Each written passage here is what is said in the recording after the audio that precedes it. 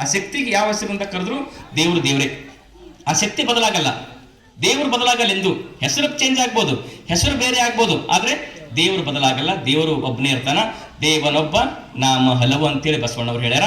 ಇದೇ ಮಾತನ್ನ ವೇದ ಕೂಡ ಹೇಳ್ತದ. ಯಜುರ್ವೇದ ನಾತಸ್ಯ ಪ್ರತಿಮಾಸ್ತಿ, ದೇವರು ಒಬ್ಬನೇ ಇದ್ದಾನೆ, ದೇವನಿಗೆ ಆಕಾರವಿಲ್ಲ. ನಾತಸ್ಯ ನಾ ಜನಿತ ನಾ ಜನಿಪ, ದೇವರಿಗೆ ತಂದಿಲ್ಲ, ತಾಯಿಲ್ಲ, ಮಕ್ಕಳಿಲ್ಲ.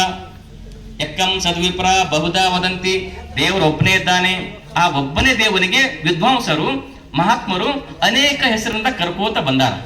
ಅನೇಕ ಹೆಸರಿಂದ ಅವರು ತಮ್ಮ ಪ್ರಕಾರ, ವಿದ್ವಾಂಸರಿದ್ರಲ್ಲ, ಮಹಾತ್ಮರಿದ್ರಲ್ಲ, ತಮ್ಮ ಪ್ರಕಾರ ಒಂದು ಹೆಸರಿಟ್ಟುಕೊಂಡು ಈಗ ಬಸವಣ್ಣನವರು ಕೂಡಲ ಸಂಗಮ ದೇವ ಅಂತ ಕರೆದು, ಹಿಂಗೆ ಪರಮಾತ್ಮ ಅಂತಾರ, ಶಿವ ಅಂತಾರ, ಬ್ರಹ್ಮ ಅಂತಾರ, ವಿಷ್ಣು ಅಂತಾರ, ಜಗನ್ನಾಥ ಅಂತಾರ, ಗಾಡ್ ಅಂತಾರ, ಅಲ್ಲ ಅಂತಾರ, ಹೀಗೆ ಅನೇಕ ಹೆಸರುಗಳಿಂದ ಕರ್ಕೋತ ಬಂದಾರ. ಆದ್ರ ದೇವರು ಒಬ್ಬನೇ ಅದಾನ.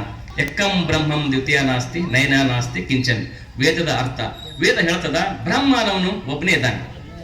ಈ ಭೂಮಿಯನ್ನ ಸೃಷ್ಟಿ ಮಾಡೋದ್ರಲ್ಲಿ, ಈ ಭೂಮಿಯನ್ನ ನಾಶ ಮಾಡೋದ್ರಲ್ಲಿ ಮತ್ತೊಬ್ಬರದು ಪಾಲು ಕಿಂಚನ್ ಸ್ವಲ್ಪ ಕೂಡ ಇಲ್ಲ ಅಂತ ಹೇಳ್ತದ ವೇದ. ಯಶ ನಾಮ ಮಹದಶ. ಆ ಹೆಸರು ತಗೊಳ್ಳೋದೇ ಒಂದು ದೊಡ್ಡ ಪುಣ್ಯವಂತರು ನಾವು. ಮಹಾದೇವ ಮಹಾದೇವ ಅಥವಾ ಆ ದೇವರನ್ನ ನಾವು ಕೊಂಡಾಡಬೇಕು, ಅವನ ಕಡೆ ಹೋಗುದದ. ಈ ಭೂಮಿ ಮೇಲೆ ಎಷ್ಟು ದಿನ ಬಂದ್ರು ಕೂಡ ನಾವು ಬಾಡಿಗೆ ಮನೆಯಾಗ ಇದ್ದಂಗಿರ್ಬೇಕು. ಒಂದಿನ ಬಿಟ್ಟು ಹೋಗೋದದ. ಯಾವುದು ಶಾಶ್ವತ ಅಲ್ಲ, ಯಾವುದು ಶಾಶ್ವತ ಅಲ್ಲ. ಎಲ್ಲ ಇಲ್ಲಿ ಆ ಪರಮಾತ್ಮಂದದ. ಇದು ಅವನ ಮನೆ, ಇದು ಬಾಡಿಗೆದಾರ ನಾವು. ಅವನ ಮಾಲಕ್ ಅವನೇ.